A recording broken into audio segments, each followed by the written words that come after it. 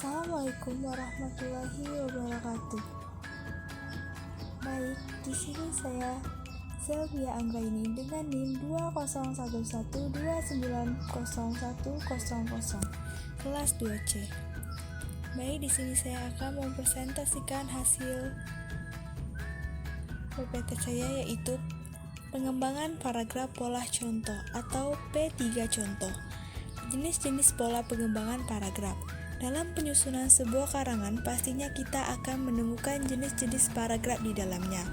Pengertian paragraf adalah suatu karang yang terdiri dari berbagai jenis kalimat. Karangan sejatinya merupakan sekumpulan dari beberapa paragraf yang tersusun secara rapi sehingga menjadi padu dan membentuk sebuah karangan. Jenis-jenis pola pengembangan paragraf. Di dalam sebuah paragraf pasti ada yang namanya pola pengembangan paragraf, dan pola pengertian tersebut akan dijelaskan di bawah berikut ini, yaitu yang pertama adalah jenis-jenis pola pengembangan paragraf, pola klimaks dan anti klimaks. Pola klimaks adalah perincian gagasan utama dalam sebuah paragraf dari bawah menuju ke gagasan utama yang paling atas atau puncak. Sedangkan pola anti klimaks adalah perincian sebuah gagasan dalam paragraf yang dimulai dari gagasan utama. Contoh pola klimaks dan anti klimaks yaitu pada zaman sekarang, alat transportasi telah mengalami perkembangan yang cukup canggih. Pada zaman dahulu, orang-orang yang ingin berpergian harus menempuh perjalanan dengan cara berjalan kaki dan dengan waktu yang lama. Sedangkan contoh pola anti klimaks yaitu sebelum terciptanya Negara Kesatuan Republik Indonesia, negara kita ini mengalami beberapa masa suram yang menjadi perjalanan hidup sejarah bangsa ini.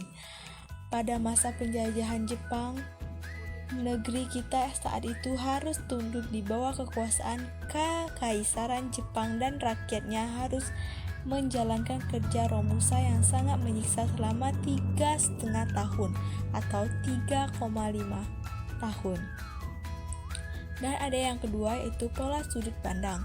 Pola sudut pandang adalah suatu pola pengembangan paragraf yang didasarkan pada persepsi berkaitan dengan posisi atau sudut pandang menulis di dalam sebuah karangan. Contohnya, diriku dilahirkan di kota metropolitan ini. Namun, ketika aku berumur 3 tahun, ayah dan ibuku membawaku ke sebuah kota batik di Pekalongan. Disinilah aku merasakan kehidupan yang berbeda dari kota asalku. Hanya sedikit yang kuingat bagaimana tempat tinggalku dahulu. Dan yang ketiga, ada pola perbandingan dan pertentangan. Pola perbandingan merupakan sebuah pola pengamati persamaan yang dimiliki oleh kedua buah objek atau lebih yang memiliki suatu kesamaan tertentu untuk dibandingkan. Sedangkan pola bertentangan lebih banyak menonjolkan perbedaan yang ada pada dua buah objek atau lebih yang ada di dalam suatu paragraf. Contohnya, pemerintah telah mengalihkan bahan bakar minyak tanah ke gas LPG 3 kg dan 12 kg. Dan yang keempat, ada pola analogi. Pola analogi yaitu pola pengembangan paragraf analogi. Pola analogi ialah bentuk pengungkapan atau penalaran dengan cara membandingkan dua hal atau objek yang banyak memiliki persamaan. Contohnya, APBN 2010 menghadapi tekanan yang begitu berat. Yang kelima, ada pola contoh pola pengembangan paragraf contoh.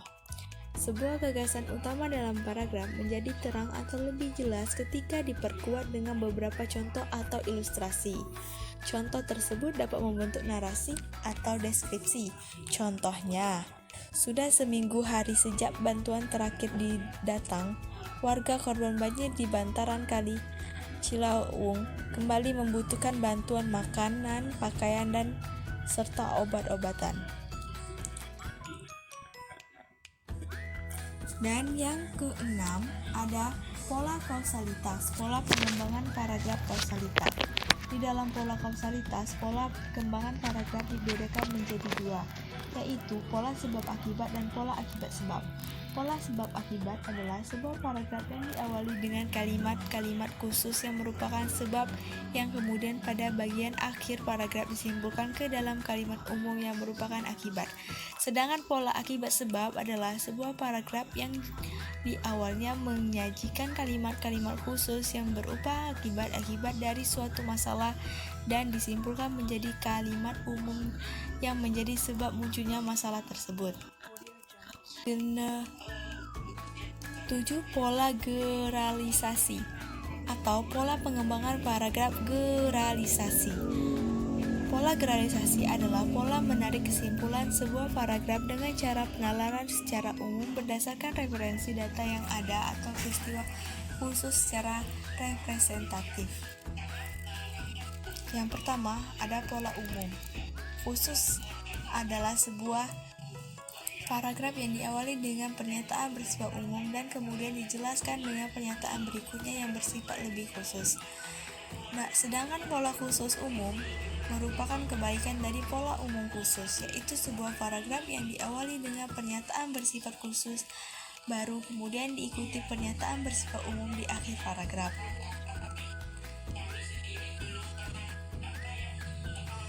Contoh pola umum khusus dan pola khusus umum yaitu sebagai berikut.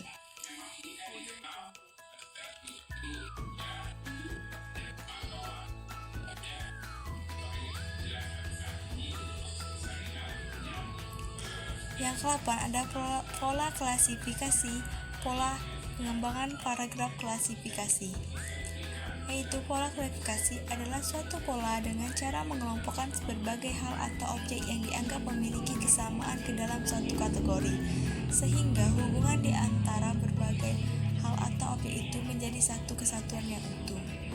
Contohnya, ikan air tawar dibagi menjadi 3 golongan, yaitu ikan peliharaan atau ikan hias, ikan buas, dan ikan dikonsumsi. Ikan peliharaan atau ikan hias terdiri dari ikan-ikan yang mudah diperbanyak dan memiliki keindahan warna maupun bentuk. Contohnya ikan koi, ikan mas, ikan arwana, dan lain-lain. Dan yang terakhir adalah pola definisi luas atau pola pengembangan paragraf definisi. Arti definisi dalam sebuah paragraf adalah usaha penulis untuk memberikan keterangan atau arti terhadap suatu hal atau objek. Dalam pola ini, penulis dapat mengemukakan hal atau objek yang berupa definisi formal, definisi dengan contoh, dan keterangan lain yang bersifat menjelaskan arti dari suatu hal atau objek yang dibahas.